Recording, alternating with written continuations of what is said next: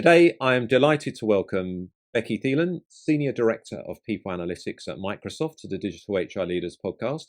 Becky, thanks for being a guest on the show. It's great to see you again. Can you start by telling us a little bit about your role at Microsoft and your background in HR and People Analytics? Absolutely. Hi, David. It's lovely to connect with you again, as always. And thanks for having me for a guest today. To talk a little bit about my role at Microsoft, I get the opportunity to advise our HR centers of excellence leaders and teams and partner with them frequently on all data and insights focused on helping our employees thrive and Microsoft succeed. And so with that, I sit in the HR organization in what we call our HR Business Insights team, and others may also recognize the acronym that we put on it, HRBI. I think many listeners have heard some folks from HRBI in the past or seen some of our content. But to give a little bit more, our mission is to empower HR and the business to make impactful people and culture decisions using data and insights. I also had the privilege to be a part of this team for the last 12 years to help build and evolve this team into the people analytics organization it is today, with many great partners, of course, to make that happen. But prior to people analytics, I got the opportunity to work in many roles across different industries around HR strategy, planning, technology, processes, of course, data, and operations. That's a great background, Becky, and obviously a couple of just follow-ups on that. Number one, 12 years in people analytics. The field has evolved a lot during those 12 years. I know it's evolved a lot at Microsoft in those 12 years, but actually if we think going back, so that's 2012, there weren't that many organizations doing people analytics back in 2012. You know, if you kind of reflect on how the field has progressed during that time, what are some of your key sort of observations around that? I'll have to say it's been a fun 12 years. Lots of change, as you mentioned. A few things that stand out, right? When we first brought the team together, and we did so by, centralizing resources that were doing reporting and some analytics out in our different, lines of business and HR. And so we've moved, I think predominantly one of the biggest things is moved from reporting and just data delivery, right, to true analytics dashboards that are interactive and in line with the different user personas versus flat, right? So that big evolution on reporting basics to more useful and impactful targeted reporting and being able to do those true analytics and insights and prioritize that way. I would say another thing back when, we were building and forming in these spaces, we didn't have a lot of groups to kind of compare to, as you mentioned. There wasn't that many people analytics spaces, but to be able to see how much has grown across our different companies and how valued people analytics is across the different companies and industries has been just a fun thing to watch and observe. Yeah, it's a nice part. It's nice to be part of a field that's growing a lot. It's nice to be part of a field where there's huge enthusiasm from the people that work in people analytics itself, but also HR professionals generally to learn more about this and how, as you're doing, as you talked about, empower HR in the business, how we can use data analytics to empower HR in the business, help them have deeper, more impactful conversations with business leaders, and I guess in effects behavior change as well, because that's what a lot of it's about, isn't it? Absolutely.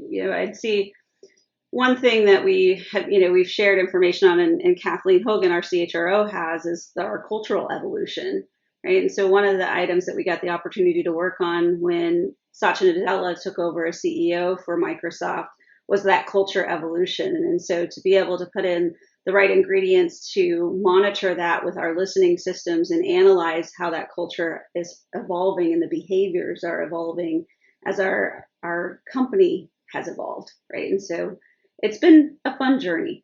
Good. And we're very fortunate with both Kathleen and Dawn Klinghoffer have been on the show. Dawn's been on numerous times. I think she might hold the record, actually. I think she's been on 4 times in our 5 years since we started the podcast. And certainly to those listening and really enjoying what you're going to hear from Becky today, I do recommend checking out those episodes with Dawn and with Kathleen, where she goes into detail on that culture journey in which she and HRBI at Microsoft and the HR team in general partner with Satya on that kind of cultural journey. So Becky, the second follow-up was around your background is obviously analytics, but also strategy and planning. Those are quite 3 important things to bring together, I think, because they go together very well, don't they?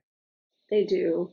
They do. When I started Microsoft, I actually moved to Microsoft to help enable, at the time, the CHRO, prior to Kathleen, her to build out her strategy and work through what is the strategic planning processes and the prioritization decisions that needed to happen in there. And that was a really exciting journey to be on with her, as she was new to role at that time frame.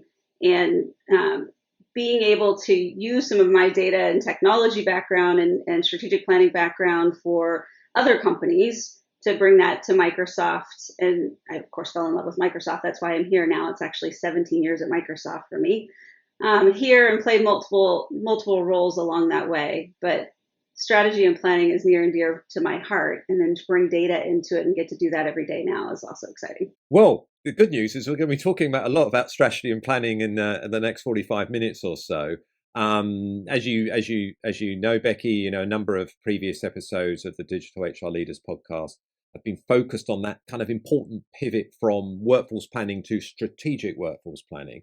And I know this is something that Microsoft is focused on as well. Please, can you tell us and tell listeners a little bit about what you found as one of the most important ingredients needed to progress to strategic workforce planning? I'd be happy to.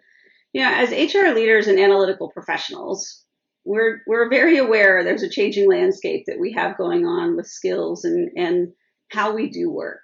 In my own team, I'm seeing this challenge play out, and our analytical technologies are changing and evolving. So how we work and the skills that we need to do our jobs are changing, right? And so we're using AI, and I'll talk a little bit about that later on. But however, with the whiplash of the economy and the pandemic that we all just went through, the more strategic conversation you want to get to, it truly has to start with a strong foundation. You got to be able to juggle that kind of forest and trees focus areas. And for us, that's been a key learning and focus in the last couple of years, is to just keep shoring up that foundation. What I mean by that is we have to be very aligned on what does our current and our near future look like for headcount and demand planning, right? And so that affordability versus the business need versus our hiring that's currently in flight and the demand that's needed. And then you got to factor in all the variables of what's going on around us. And if these ingredients get out of balance, you can't make those quick pivots that need to happen. And you also are it'll make you struggle to have that more strategic conversation if you're on that shaky sand, right? That shaky ground that you could be on. So that firm foundation to build upon is really important. Yeah, and to completely understand that. And from some of your peers who are, also making quite big leaps forward with strategic workforce planning, we hear that foundation being really important. I'd love to hear, how you managed to get that foundation in strategic workforce planning established at Microsoft. The high demands and business needs were a big enabler for us to greatly improve the foundation. And so I'll start with 2 years ago, when we, along with many in the tech industry, were at this major growth timeframe just to address the needs of that more hybrid and remote workforce. We really started seeing some cracks in our workforce planning foundation. We were, of course, in that unique position in the company to have most of our data and reporting that we need in some type of data, solution that we could use. But we were also seeing that it was, that strong partnership that was critical, and that while we had a lot of our data, which was good, we didn't have everything, right? And we didn't know everything that we needed to bring to the table to make that work. So as the headwinds shifted and accelerated our need to kind of develop a more robust data and reporting solution to enable quick insights for those businesses, for recruiting, for finance and HR leaders to make critical decisions. By modifying and providing access to some of our existing reporting, such as attrition, recruiting, and not to non-HR partners like finance and business chiefs of staff, we empowered others to do some basic self-service critical workforce data decision. So putting that data in the hands of those that are making the decisions on the ground in those real-time moments. But it also, selfishly, it freed up some great time in HRBI for us to really go deep in getting that next realm of work that we can do and the strategic insights and pulling that data from others across the way to make it more rich and robust. So play it forward, right? We all just went through and we're still going through some of these economic downturn components that we're or issues that we're in right now. We had that increased examination of our headcount, right? And those processes that we needed to go to manage that headcount to ensure that we were precise. With that examination, it needed that united company leadership to prioritize system and process changes at that enterprise level that we really needed. So finance and HR co-led a broad programmatic effort to drive improvement in our headcount management and workforce planning processes.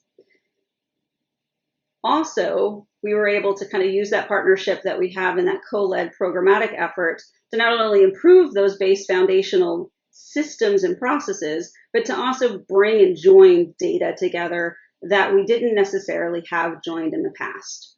And so you could imagine we're a pretty complex organization at Microsoft. I know we have things that we've got a workforce plan around that are data centers, sales. You have gaming studios and our traditional software engineering, spaces, and then of course corporate functions. So we all have different unique elements that we need to think about when we're doing this type of work. But we started with beginning and identifying kind of our foundational elements that we needed to enable that stronger workforce planning, the position management, the rec structures, the forecasting and demand planning. You got all these different rhythms that happen based on what business you're in and different variables you may need to add to it. And then really brokering, like I mentioned, that access to the data and pulling it together to have those insights come to life. So we identified those core elements across the enterprise. And that's where we started seeing kind of that rich outcome for evolving the base foundation, but also how we can continue to do more together. No, it's really good. And you talked about that relationship with finance. I mean, how important was that? And maybe, for some of your peers listening from other organizations, what guidance would you give around how to establish a strong partnership with finance? The partnership with finance was just critical. I think I meet with my finance partner, the counterpart on this, at least once a week, many times 2 or 3 times a week, depending on the type of work that we have going on at that time frame. But of building that relationship, I think the key thing that I found in here, and one, we were united around the problem statement, which was super important to align first, but truly really understanding each other's challenges and persona, what we need to get out of our work together. Once we were able to get, of course, on board with the common problem and understand each other, it was easier for us to meet both of our needs. And also developing that longer term trust in those connections that we need to do to bring our data together. That makes sense. And if we look outside Microsoft for a minute, and obviously I know you speak with peers in other organizations, and I know from speaking to many peers that actually getting this foundation can actually be quite difficult. Why do you think it is so challenging for so many companies to establish that foundation in strategic workforce planning? I will say it's very challenging. And before we did this project, I would say too, we learned along the way that many others had tried this project. And many were trying it in the areas that they control and own. They may have tried to connect with others along the way, but you would see a silo of work happening, trying to tackle this problem for one business group or another, right? And that then created all these different siloed potential solutions or processes or ways of working, right, that people get accustomed to and used to. And so that really was a crux of some of the big challenges that come into play. But when we got together on that common issue itself, it became that broad co-led, where you have finance and HR owning it at the senior leadership level of the company and assigning resources on it together itself. It really led for that kind of that broad initiative. What I mentioned about identifying the personas, it's not just our finance persona and our HR persona, right? You have the recruiting persona, you have the business chief of staff persona, you have the different HR leaders in there, and then the individual business controllers, finance controllers in there, and central finance. So a lot of different personas that needed to come to life. And so anytime you have a lot of people and a lot of different objectives and stuff, it can get kind of messy. We did pull these groups together, and I think it was a moment that mattered, where we spent 2 days in a room together, and I think I whiteboarded a lot during that time frame, where we truly got grounded of what we're solving and how we're going to solve it, and really locking arms. So it's getting that alignment from all the various stakeholders involved. So what are we trying to achieve, and when, and maybe that's one step at a time. Maybe, I don't know. So it's more around that than it is around. It's more than that than it's around a data challenge. Although there are data challenges as well. I know it's getting that shared objective, I guess. Disparate data. When I say, of course, in the HR landscape, I'll be a shocker here at the moment. In Microsoft, we don't have all of our HR data in one data lake yet. And so I think many assume that we do because of the technology that we have, but we don't. And then also our finance data or business specific data could be in different systems. And so that created its own unique challenges. Yeah. And to do effective strategic workforce planning, you need to have data coming from different domains, exactly. Don't you? So again, it's probably always going to be a challenge in a complex organization like Microsoft to bring that together. And I guess you also probably want to be bringing data from outside the organization as well. So it's bringing all that together, making sense of it, and then being able to say, okay, what does this mean? What are the actions that we need to take? Exactly. Yes. So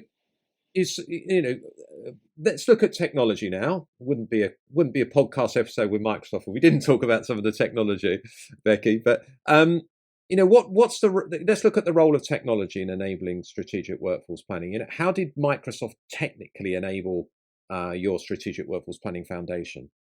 Well, I'll go through there a few iterations, but I would say, as a part of bringing all that data we just talked about together, originally when we brought it together, it could take a minimum of 6 hours to refresh this data, to just supply the data and the insights, or actually that's just the data. Then it's the analyzing and insights, to just supply that reporting and insights to our senior leaders across the company on a weekly basis. So if you can imagine, my team didn't love 6 hours of data work. They would have much, more enjoyed the analytics or the modeling components of it.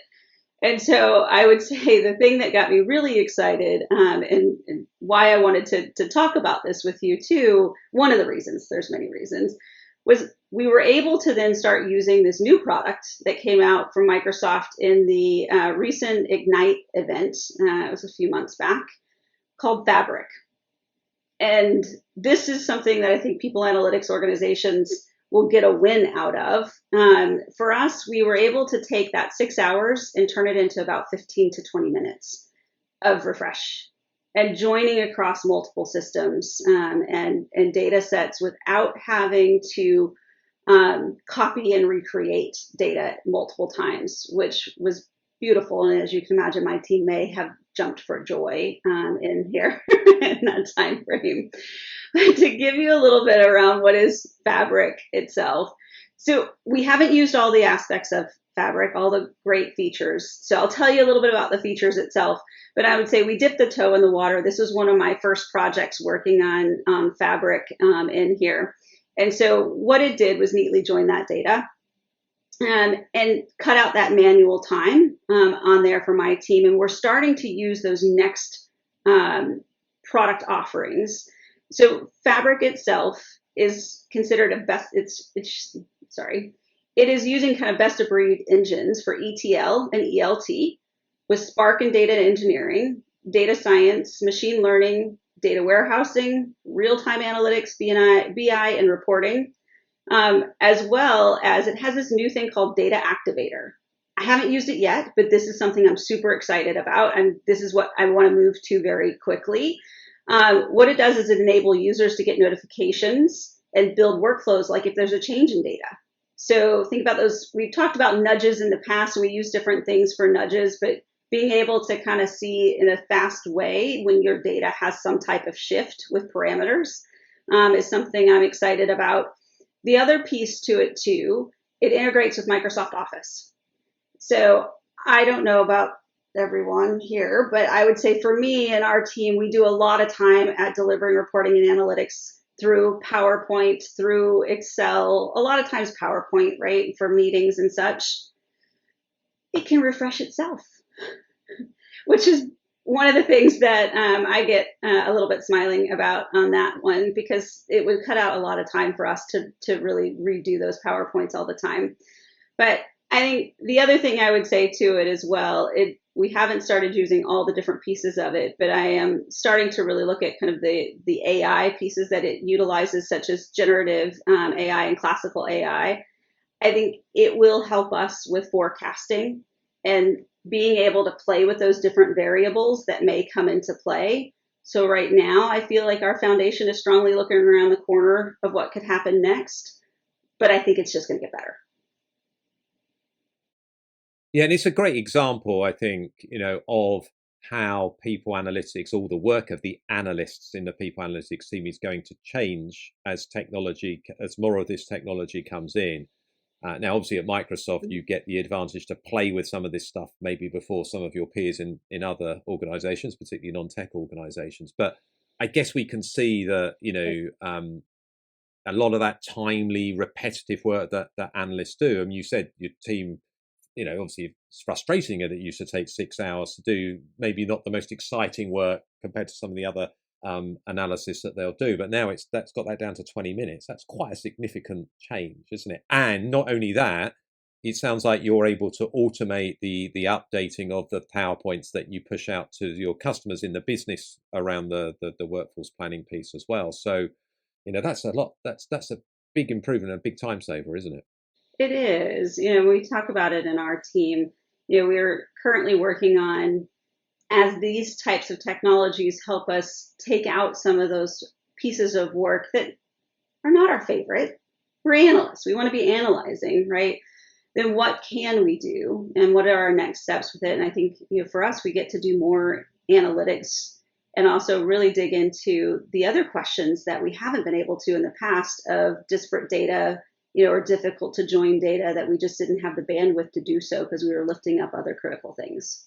And it's a blocker for some companies to even get started when they think about the amount of work involved in bringing the data together, and they get stuck in that, so they can't make that foundation. So I guess as these types of technologies, become more readily available to more analysts and people analytics teams, and that's going to help power strategic workforce planning a little bit more, and maybe I'll use the word democratize because we always talk about democratizing for everything, don't we? But you know what I mean. It's going to allow more organizations to do this, which can only have a benefit to their organizations as well.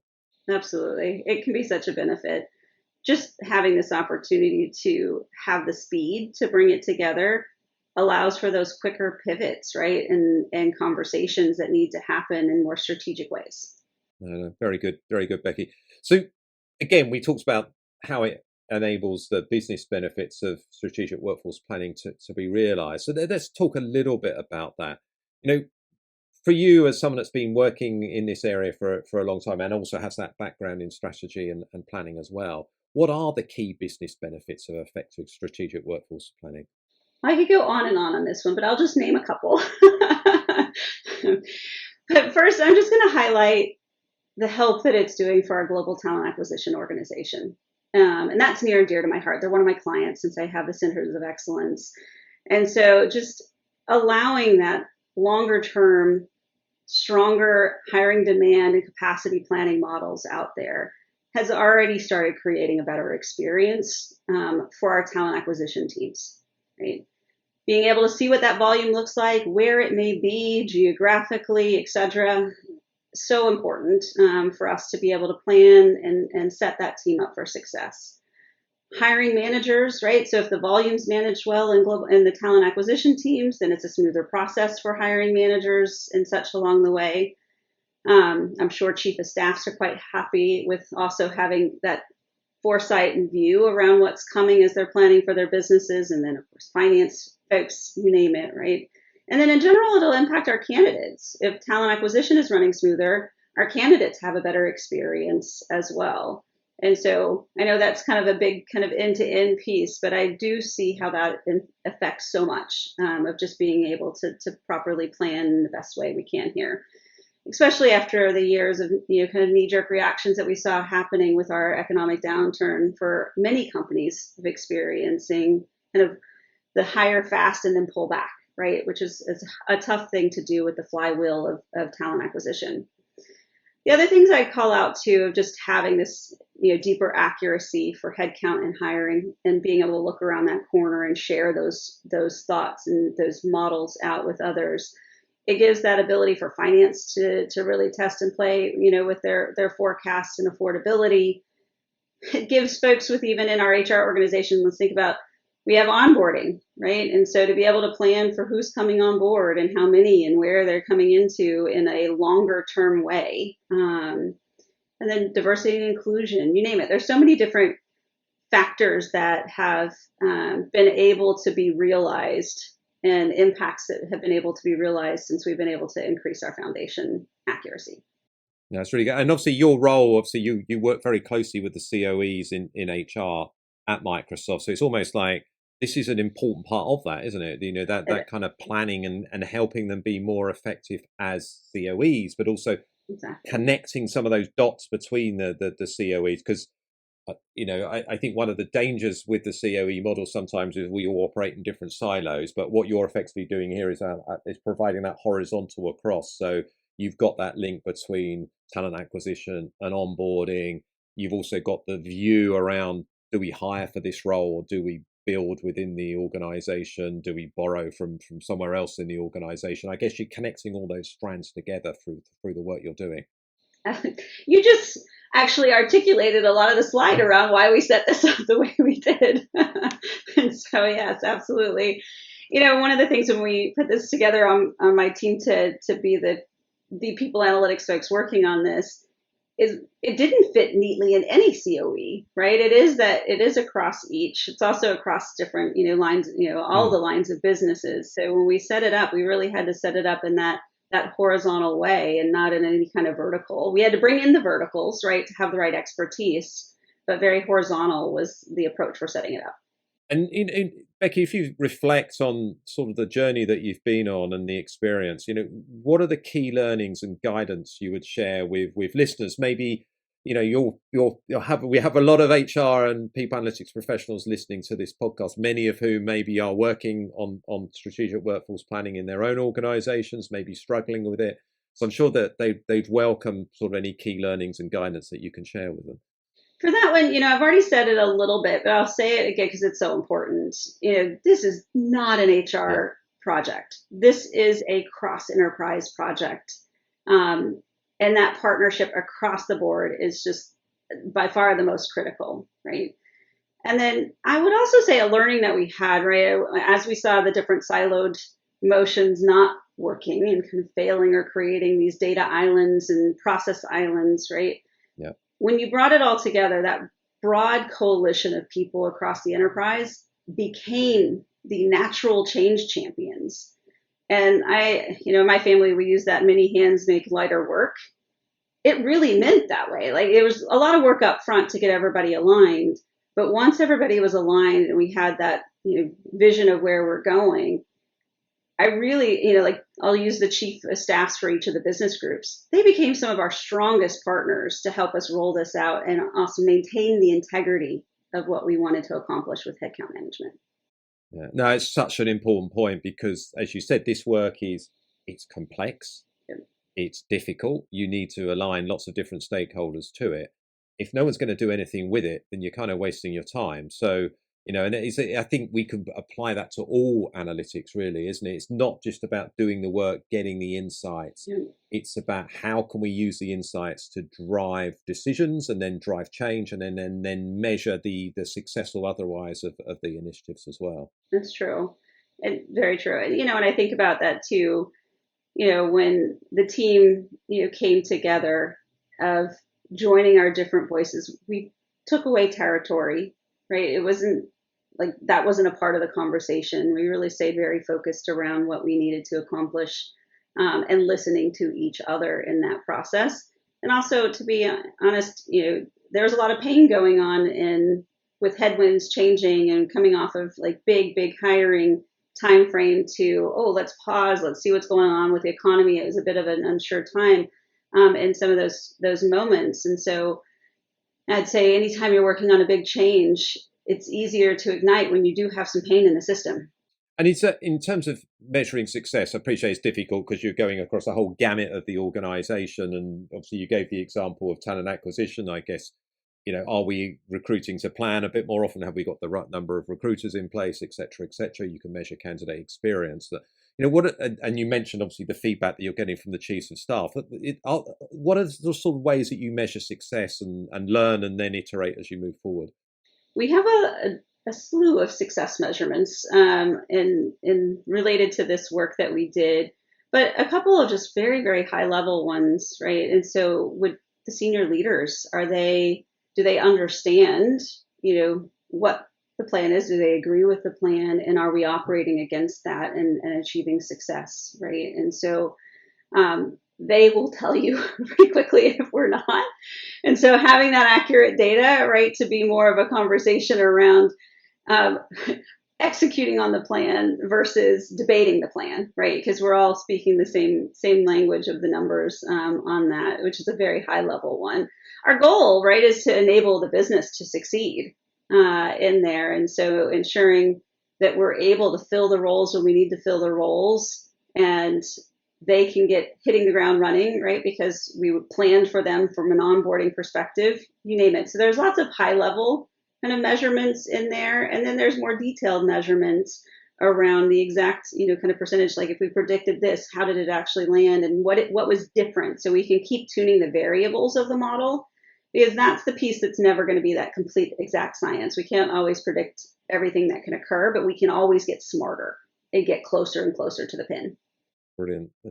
So what's next? If we turn to the future, what's next on the strategic workforce planning journey for Microsoft? I want to optimize the current state still. So before I, talk about some of those cool, fun things in the future piece, I'll say optimizing the current state. I already mentioned that refining and tuning the models, getting closer and closer to, as accurate as possible.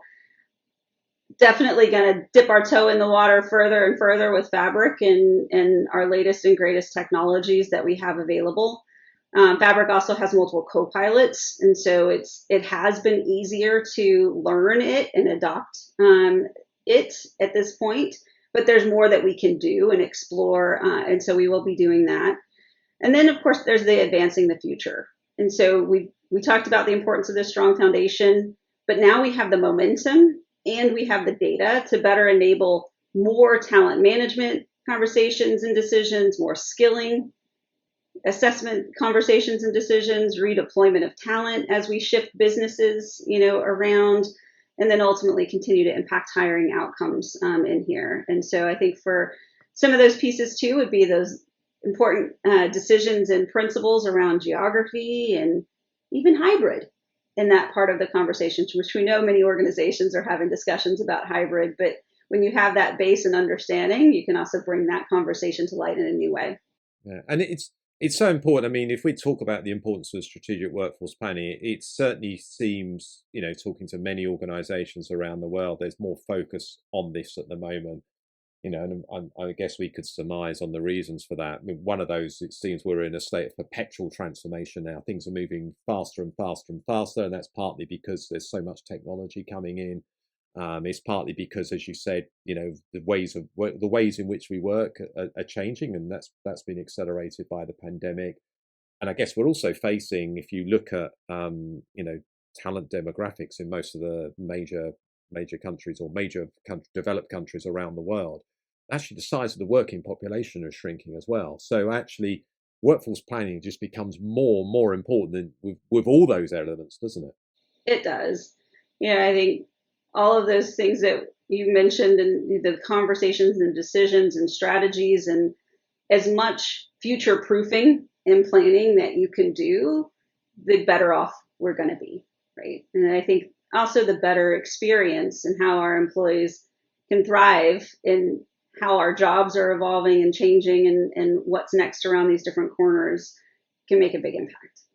That sets up the question of the series very well, Becky. There, it's almost like we planned it, and we hadn't planned that bit at all.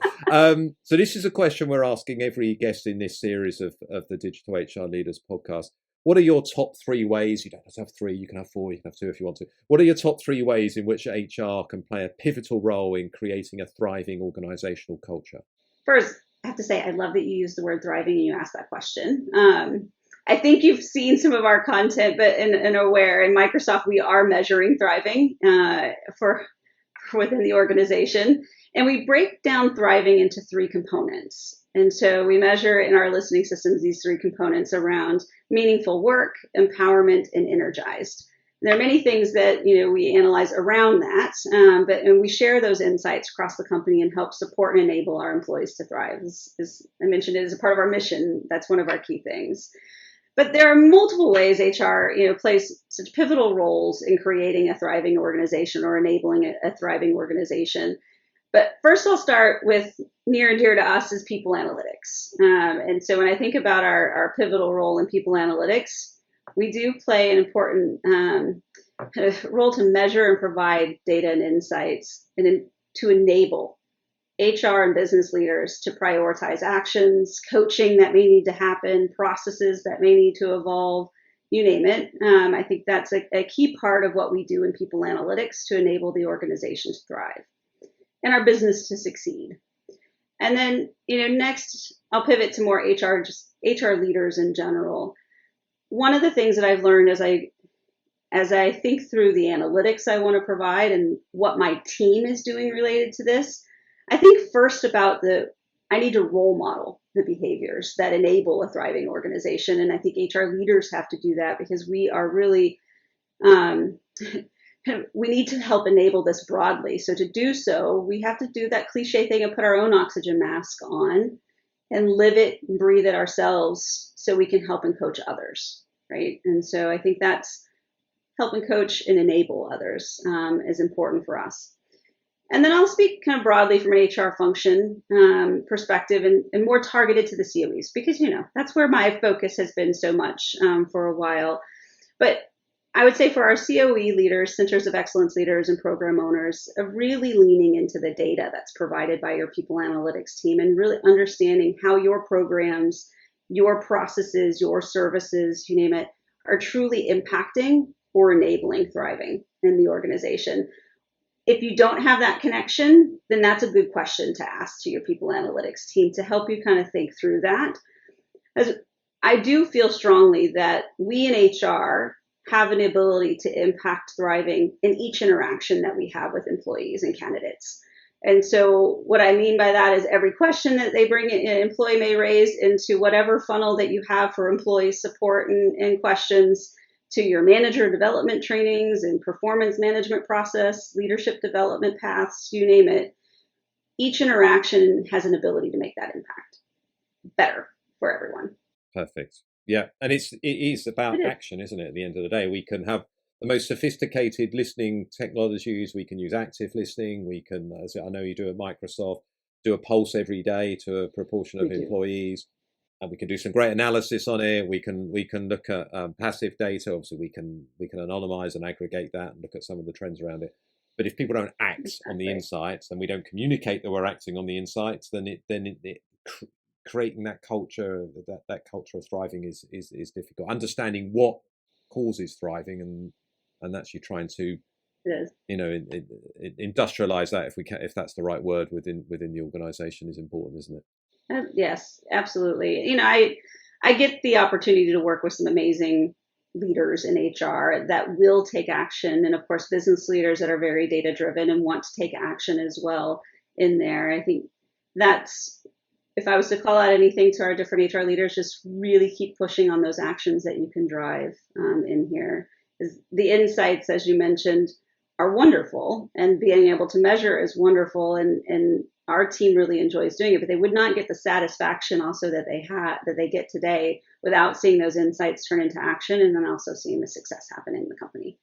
Well, what a great way to end our conversation. I can't believe we've already got to the end, Becky. Thank you so much for being a guest on the Digital HR Leaders podcast and sharing some of the work that you're doing at Microsoft around strategic workforce planning. I think it's really going to help, many of our listeners that are struggling with some of that work in their own organizations. Can you let listeners know how they can connect with you on social media, find out more about your work at Microsoft?